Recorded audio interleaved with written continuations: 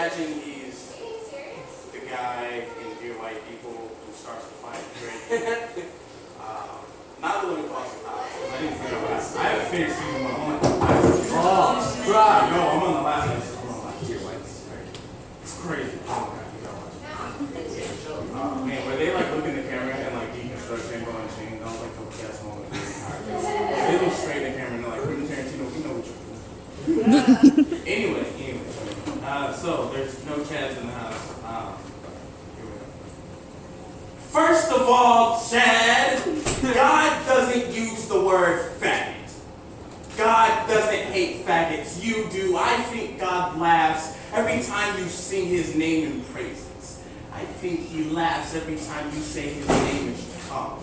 I was born long after I was given a birthday. That's what it feels like to shed a closet. Somebody gave you some of the same tools and built you the meaning of hatred. Own up to your hatred. Make up your mind. If God is omnipresent and all-powerful, she enjoys watching us hurt each other. We kill women over their genitals. Kill men over paper printed with the portraits of past presidents and Benjamin Franklin.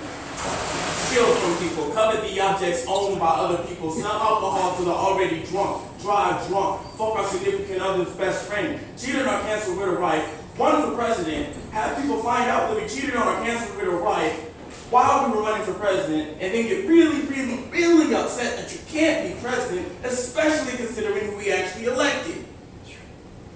Kill the local heroin dealer, become the local heroin dealer, and yes, I do gather for worship and praise every Sunday, but you gotta keep me updated on the latest football scores from the pulpit, and that's not me being flippant. That was my literal experience, the word of God along with the halftime score. It sounds real logical. These people really have their priorities in order. I'll take my Sunday mornings to actually read the stats and the predictions so I can beat you in the fantasy football league. I would rather be playing fantasy than keeping up with the preacher's latest biblical fantasy. Teach me what to like, what to value. If you let the world show you the money and the power and the fame, it'll swallow you. But doing it all in the name of God will get you nowhere. Fucking a wife and paying your tithes won't bring you balance or peace in your life. What the hell are you praying for forgiveness for if you're just going to make the same mistakes? I know I should put nothing before you, and I see the plate coming around, but I had bills long before you asked me to tithe, and I see the plate coming around, but there's just a good new excuse for why not this time. God can't all be powerful, or I would be much better off financially. My friends wouldn't have sexual assault stories. We wouldn't have people using his name to condemn entire cities and national disasters as cesspools for sin. God, why couldn't you stop a man who believes in you from making a bad decision? Couldn't stop children dying of rare bone cancers and bloodborne pathogens, bad genetics, bad parents. It's just bad luck that you were born in a bad neighborhood on the bad side of town, born addicted to coke and smack, babies trying to hold on to their lives and they're not even sure why they're even alive. God must be a sadist that she watches us all and does nothing. God must not have all the power you seek as a man if he is not capable of actually arresting atrocities at the past. God must care about my underwear or who holds my hand, huh? God must be laughing her ass off as we argue over who knows her better. Why do we got question a caterpillar that covers itself for change, or a hawk riding the drafts in the air? Why question someone's relationship with an idea or entity as it means to you?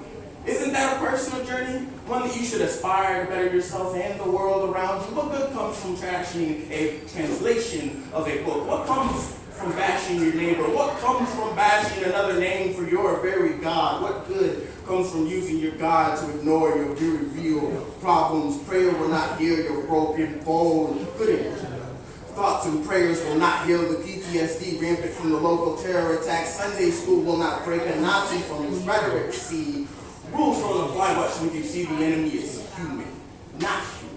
Something much less. Something without a soul. Something you've been told God doesn't allow into heaven. Taken behind the shed and shot in the head and left buried shallowly and dead. Just because I am black, trans, queer, mentally ill, scratch that out, neurodivergent, whatever label you want to apply, the result stays the same. I am the mouse and God is not the man who is to blame for what I've lost in his name. That's my grave, and you're digging it with that cross. And when the time comes, remember my words as written so you can't fake memory loss. Separate the church from the state when you write that 5:30 news lead in with